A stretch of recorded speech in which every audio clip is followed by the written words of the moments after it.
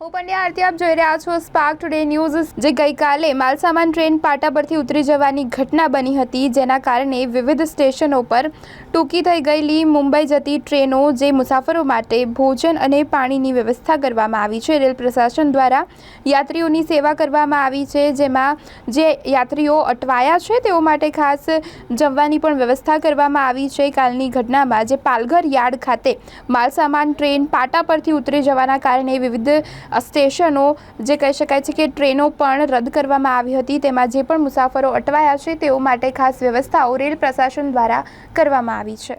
જી બિલકુલથી rail વ્યવહારની વાત કરીએ તો રેલ વ્યવહાર ઠપ થયું હતું। કાલે સાંજથી રેલ વ્યવહાર ઠપ થયું હતું। સુરતથી મુંબઈ જતી તમામ ટ્રેનો રદ કરવામાં આવી હતી। જે આગળથી આવતી ટ્રેનો પણ એ પણ મોડી ચાલી રહી હોય એવું લાગી રહ્યું છે। હાલ રેલવે પ્રશાસન દ્વારા કહેવામાં આવ્યું હતું તમામ ટ્રેનો સુરતથી જે મુંબઈ જતી ટ્રેનો રદ કરવામાં આવી હતી। મુંબઈના પાલઘરના અંદર પાટા પરથી માલગાડીના 5 થી 6 ડબ્બા ઉતરી ગયા હતા, એને રેલ વ્યવહાર પર અસર પડી હતી। જે મુંબઈથી આવતી ટ્રેનો પણ મોડી ચાલી રહી હોય એવું રેલ પ્રશાસન દ્વારા કહેવામાં આવ્યું હતું ને 2 થી 4 કલાક મોડી ચાલી રહી છે ટ્રેનો। યાત્રીઓ હેરાન પરેશાન થઈ રહ્યા છે।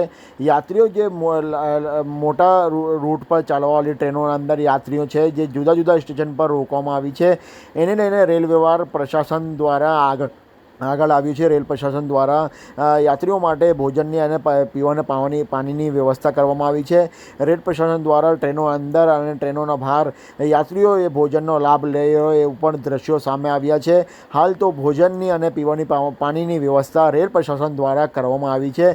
હાલ તો પટરીઓનો કામ આગળ ચાલી રહ્યો છે। અત્યાર સુધી કોઈ પણ સૂચના આપવામાં નથી આવી। ટ્રેન ક્યાર સુધી મુંબઈ જવાના શરૂ થશે અને ક્યારે આ શરૂ કરવામાં આવશે એની કંઈ અત્યારે નવી જાણકારી આવી નથી।